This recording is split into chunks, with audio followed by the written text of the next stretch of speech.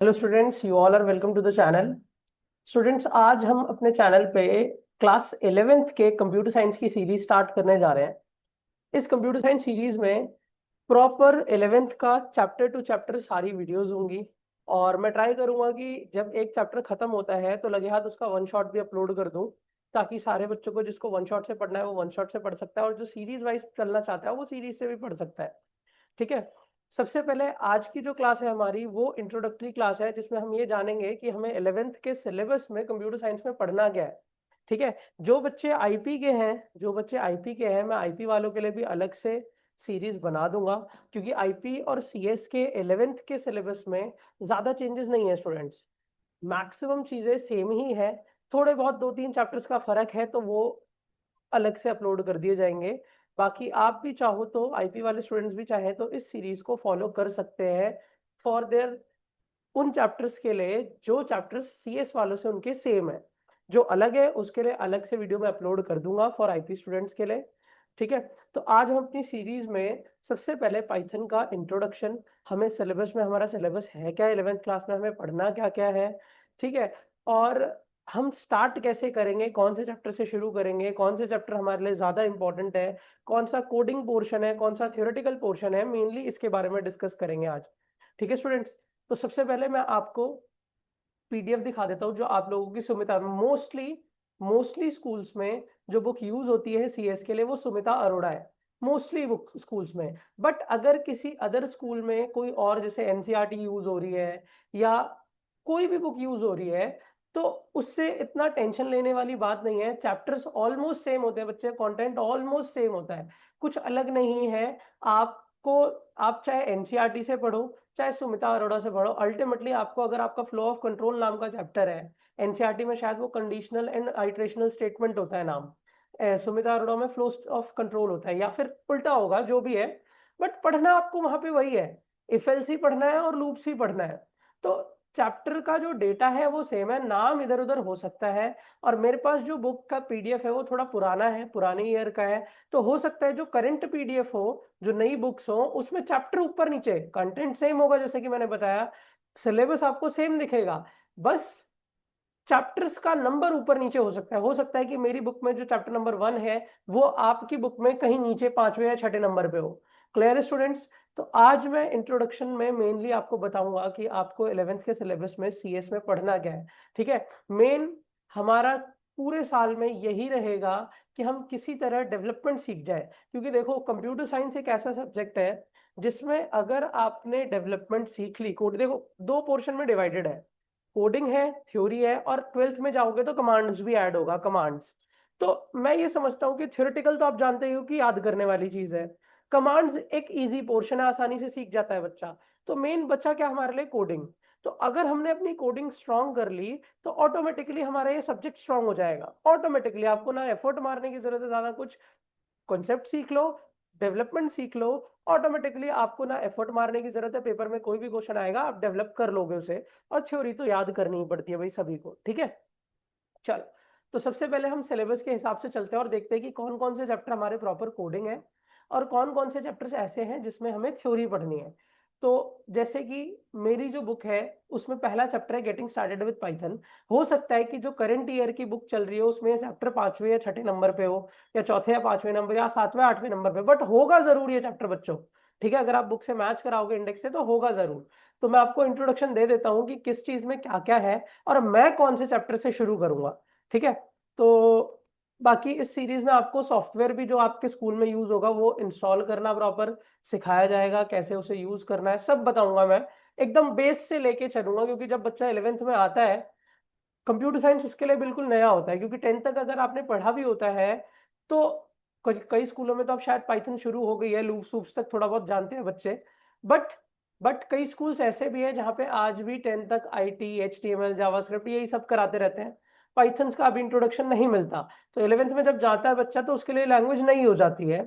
तो आपको मैं यही सोच के पढ़ाऊंगा, इसी बेस पे पढ़ाऊंगा कि आपको बिल्कुल भी नहीं आता, बिल्कुल जीरो हो, आप एकदम बेसिक से स्टार्ट करूंगा प्रोग्रामिंग को। ठीक है। तो सबसे पहले मैं सिलेबस का इंट्रोडक्शन दे देता हूँ फॉर क्लास 11। ठीक है। एक मिनट, मैंने एक फाइल खोल ली, इसी में मैं आपको इंट्रोडक्शन दूंगा। देखो जैसे कि हमारी बुक के हिसाब से हमारा पहला चैप्टर बच्चों चैप्टर 1, क्लास 11th है हमारी, क्लास 11th चैप्टर 1। हमारा चैप्टर 1 आपने देखा getting started with Python, getting started with Python. ठीक है, ये एक कोडिंग चैप्टर है बच्चों, बट इसमें बहुत एडवांस कोडिंग नहीं आएगी।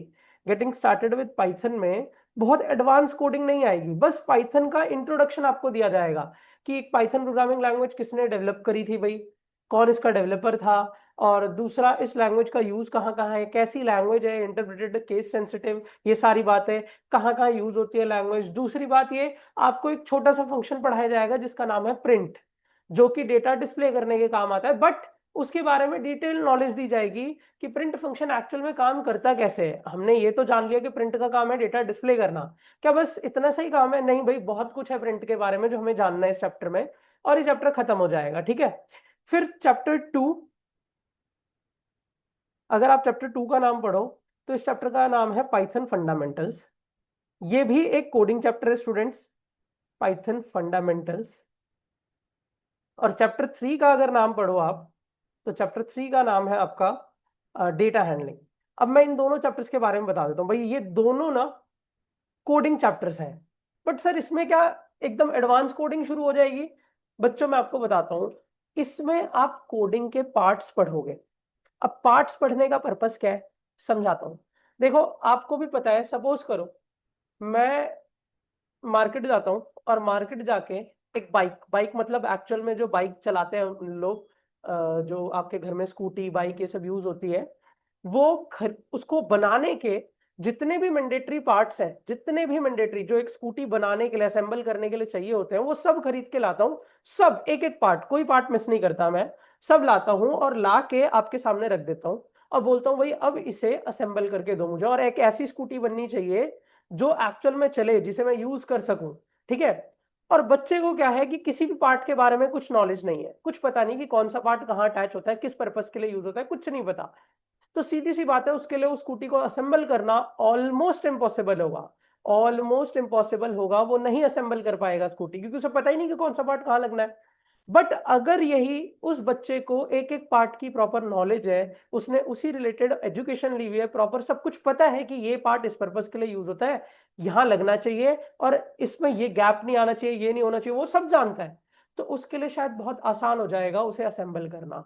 सेम केस कोडिंग के साथ है बच्चों। अगर आप कोडिंग के छोटे छोटे पार्ट्स को समझते हो कि ये पार्ट इस पर्पस के लिए यूज होता है और यहाँ लगता है, या ये पार्ट को मैं यहाँ लगा सकता हूँ, यहाँ यूज कर सकता हूँ, तो आपके लिए कोडिंग बनाना बड़ा आसान हो जाएगा। और ये जो दो चैप्टर आप देख रहे हो, पाइथन फंडामेंटल्स और डेटा हैंडलिंग, बहुत इंपॉर्टेंट चैप्टर है कोडिंग का बेस बनाने के लिए, बहुत इंपॉर्टेंट चैप्टर है, क्योंकि यही दोनों चैप्टर्स आपको पार्ट्स पढ़ाएंगे, कोडिंग के पार्ट्स बताएंगे कि प्रोग्रामिंग को कैसे, क्या क्या चीजों को कहाँ कहाँ यूज करना है, छोटी छोटी चीजें बताएंगे और उनको बताएंगे कि ये काम करती हैं। तो कल को जब आप कोड बनाओगे और आप पे वो काम आता है आपके सामने कि यार मुझे ये करवाना है, तो आप वो छोटी चीज को यूज कर सकते हो वहां पे। क्लियर हुई बात? इसके बाद चैप्टर नंबर 4 का अगर आप नाम देखो तो वो होगा कंडीशनल एंड आइटरेटिव स्टेटमेंट। ठीक है, नई बुक्स में इस चैप्टर का नाम फ्लो ऑफ कंट्रोल हो सकता है बच्चों, मैं फिर कह रहा हूं इसका नाम फ्लो ऑफ कंट्रोल हो सकता है नई बुक में। इस ये भी एक कोडिंग चैप्टर है, और यहां से आपकी कोडिंग थोड़ी सी मुश्किल होना शुरू होगी, वो भी इफ एल्स तक नहीं, जब आप लूप्स पे आओगे तब, जब आप लूप्स पे पहुंचोगे तब आपको लगेगा हाँ यार अब कोडिंग की डिफिकल्टी थोड़ी सी बढ़ी, थोड़ी सी बढ़ी, मतलब कोडिंग का लेवल थोड़ा बढ़ जाएगा। School to school level different करता है बच्चों, डिफरेंशिएट करता है। मैं आपको ये भी बता देता हूँ कैसे डिफरेंशिएट करता है स्कूल टू स्कूल लेवल। अब स्कूल टू स्कूल लेवल कैसे डिफरेंशिएट करता है, देखो बच्चों मैं काफी टाइम से बच्चों को पढ़ा रहा हूँ, अप्रॉक्स 10 से 12 साल हो गए मुझे कोडिंग पढ़ाते हुए। 11th 12th के बच्चों को काफी अच्छा रिजल्ट भी दिया है मैंने, बट मैंने ये देखा है कि बच्चा जब 11th क्लास में होता है ना, तो स्कूल अपने एजुकेशन लेवल, अपनी फैसिलिटीज के हिसाब से पेपर बनाता है। 11th में हर स्कूल के पेपर का लेवल मैंने डिफरेंट देखा है। कई स्कूलों में ये देखा है कि पेपर का लेवल इतना ज्यादा हाई जा रहा है, इतनी ज्यादा एक्सपेक्टेशन रख रहे हैं बच्चों से कि वो बहुत ही, मतलब एक बहुत अच्छे लेवल की कोडिंग डेवलपमेंट उनको दे रहे हैं। वो सोच रहे हैं कि बच्चा खुद ब खुद डेवलप करे। और कुछ स्कूल्स का ये भी लेवल है कि जो आज भी बेसिक कोड्स पे ही चल रहे हैं। ठीक है, बेसिक कोड्स जैसे जब लूप पढ़ाऊंगा तो कुछ बेसिक कोड्स कराऊंगा जिसमें फैक्टोरियल ऑफ अ नंबर आएगा, प्राइम नंबर आएगा, ये सब नॉर्मल कोड्स में आते हैं, ठीक है। जब आप सीखोगे तो आपको आसान लगेंगे, बट कुछ कोड्स ऐसे भी होते हैं बच्चे जिनको डेवलप करना होता है, जिनको टीचर कितना भी सिखा दे, आपको एट द एंड आपको वहां पे खुद का दिमाग लगाना ही पड़ेगा। टीचर का काम है उससे जुड़ी हुई चीजें सिखाना, एग्जैक्ट वैसा क्वेश्चन देना ऐसा जरूरी नहीं है कि पेपर में एग्जैक्ट वैसा ही आए, बट बच्चे को इसीलिए अपनी डेवलपमेंट में काम करना है कि वो डेवलपमेंट सीख जाएगा ना, तो उसके पेपर में कुछ भी आए वो कर लेगा। और मेरा टारगेट यही है कि मैं आपको डेवलपमेंट सिखा सकूं इन टाइम में। क्लियर है बात, ठीक है। तो यहां से कोडिंग का लेवल थोड़ा सा बढ़ेगा फ्लो ऑफ कंट्रोल से, आप लूप्स इफ एल्स सीखोगे। इसके अगला चैप्टर मेरे हिसाब से शायद स्ट्रिंग्स होगा, नहीं डीबगिंग प्रोग्राम है, ये तो एक थ्योरी चैप्टर आ गया। चैप्टर नंबर 5 इसका नाम है, ओ सॉरी चैप्टर नंबर 5 स्ट्रिंग्स है, ठीक है स्ट्रिंग्स है। स्ट्रिंग्स मैनिपुलेशन एक बहुत ही अच्छा चैप्टर है जिसमें हम स्ट्रिंग्स पे काम करेंगे। और फाइनल्स में चैप्टर बहुत आता है, मिड टर्म में इस चैप्टर से सबसे ज्यादा चीजें आएंगी, और फाइनल्स में इस चैप्टर से सबसे ज्यादा चीजें, इस चैप्टर और 2 चैप्टर का भी नाम और लूंगा मैं, उनसे ज्यादा चीजें आएंगी। स्ट्रिंग्स के बाद बच्चों चैप्टर नंबर 6 आपकी बुक का होगा, वैसे इसमें तो डीबगिंग प्रोग्राम है, आपकी बुक में कुछ और हो सकता है, मेरे हिसाब से शायद लिस्ट या टपल हो सकता है, ठीक है। क्या हो सकता है, लिस्ट या टपल, ये भी एक बहुत important coding chapter, list manipulation. Chapter 7 आपका टपल होगा, टपल। और चैप्टर 8 वो आपका डिक्शनरीज होगा, ठीक है। और ये मेन कोडिंग चैप्टर है क्लास 11th के। यहाँ पे क्लास 11th की कंप्यूटर साइंस भी लिख देता हूं मैं, क्योंकि आईपी का सिलेबस 2-3 चैप्टर अलग होता है। कंप्यूटर साइंस की कोडिंग का सिलेबस खत्म हो गया, ये सारे चैप्टर कोडिंग बेस्ड है, इसमें थ्योरेटिकल है बट बहुत लिमिटेड है। और यही सारे चैप्टर आपको 11वीं की कोडिंग सिखाएंगे। हालांकि कुछ स्कूल्स में 12th क्लास का एक चैप्टर है दैट इज फंक्शन, ये बट मेनली प्राइवेट स्कूल वाले टीचर्स या प्राइवेट स्कूल्स करते हैं कि चैप्टर 9 ये आपकी बुक में शायद आपको ना दिखे, बट फंक्शंस या मॉड्यूल्स करके एक चैप्टर होगा, वो कई स्कूल वाले करा देते हैं 11th क्लास में ही। तो मैं भी ट्राई करूंगा कि 11th के सिलेबस में ही फंक्शंस और मॉड्यूल्स वाला चैप्टर करा दूं। क्लियर है बच्चों, ठीक। तो ये तो आपके कोडिंग पोर्शन हो गए। अब इस पे हमें मेन काम करना है बच्चों, क्योंकि मैंने आपको बोला ना, अगर आपकी कोडिंग स्ट्रांग तो आपका सब्जेक्ट स्ट्रांग, आपको एफर्ट मारने की जरूरत ही नहीं है। कोडिंग में डेवलपमेंट सीख ली, ऑटोमेटिकली सब स्ट्रांग हो गया। उसके बाद कुछ थ्योरेटिकल चैप्टर्स भी आएंगे बच्चों। थ्योरेटिकल चैप्टर्स में क्या आएगा, थ्योरेटिकल चैप्टर्स में ये सारे कोडिंग है। थ्योरेटिकल चैप्टर्स में आपको आएगा computer system overview, chapter number 10।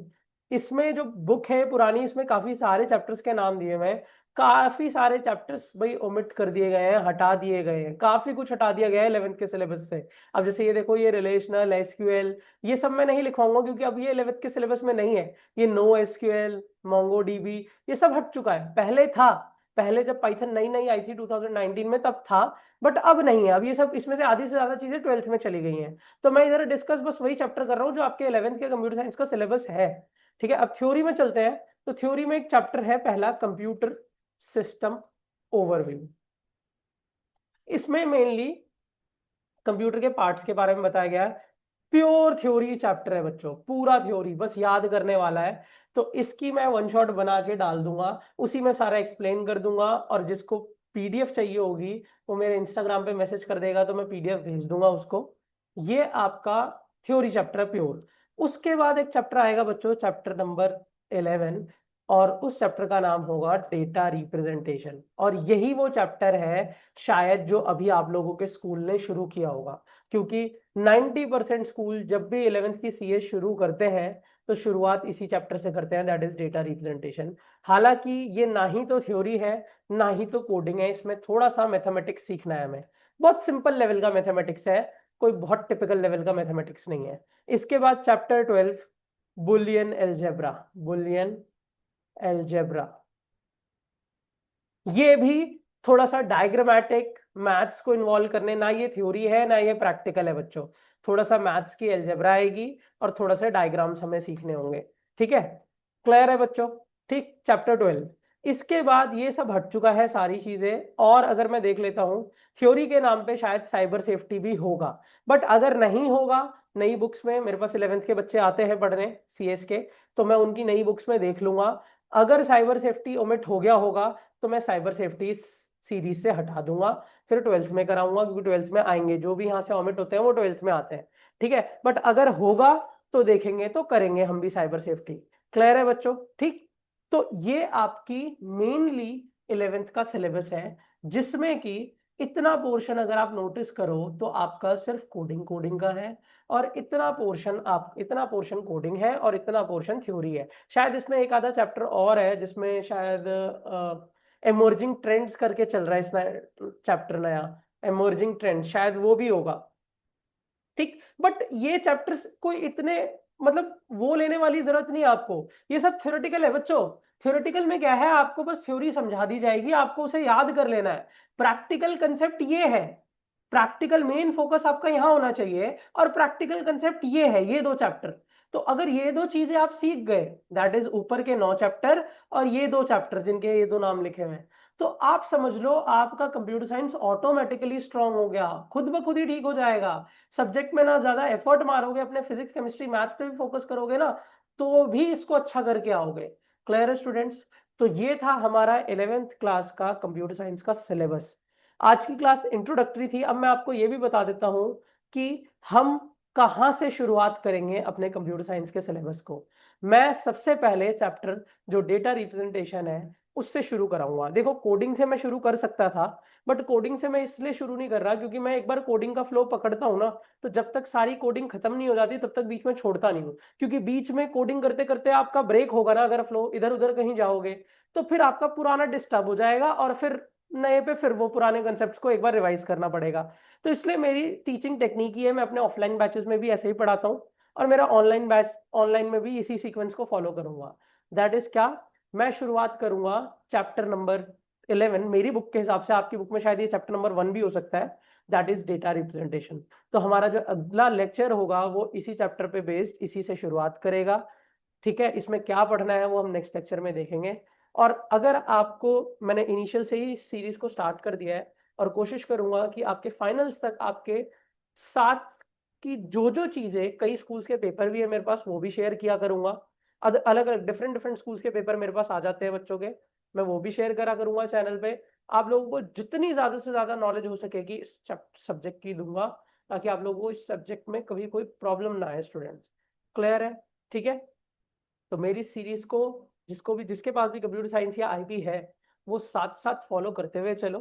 ठीक है, चैनल्स को सब्सक्राइब कर लो, और वीडियो को लाइक शेयर कर दिया करो। बाकी नॉलेज जो है, आपको जो कॉन्सेप्ट क्लियरेंस होगा वो बहुत डिटेल्ड मिलेगा इन सारे चैप्टर्स का। बस थोड़ा सा पेशेंस रख के चीजों को साथ साथ पढ़ते रहना। Clear students? आज की वीडियो हम यही एंड करते हैं, नेक्स्ट लेक्चर में हम मिलते हैं डेटा रिप्रेजेंटेशन के साथ।